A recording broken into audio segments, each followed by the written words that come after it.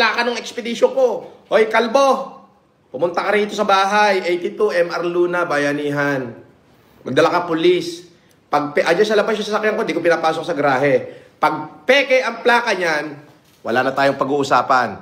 Ako na mismo. Pupunta na ako ng presinto at ako na magpapakulong. Eh, paano naman pagka hindi peke? Ipapalo ko sa ulo mong kalbo. Ito yung gusto kong kalaban. Yung mga minimum asset. Oo. Nang maitama naman natin ang mga maling nangyayari sa ating gobyerno.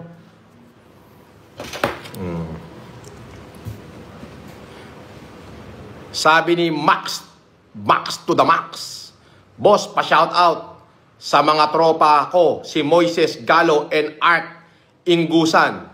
Mga FLM boys. Ba, talaga naman, oh. Ba, dumadami na tayo ngayon dito, ah. Mukhang nawawala na yung mga basher, ah.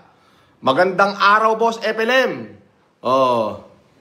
Ikaw ang taong nakilala kong di nagsisinungaling. Ay, minsan. Minsan ay na may nakakagawa ng mga white lies. Oo.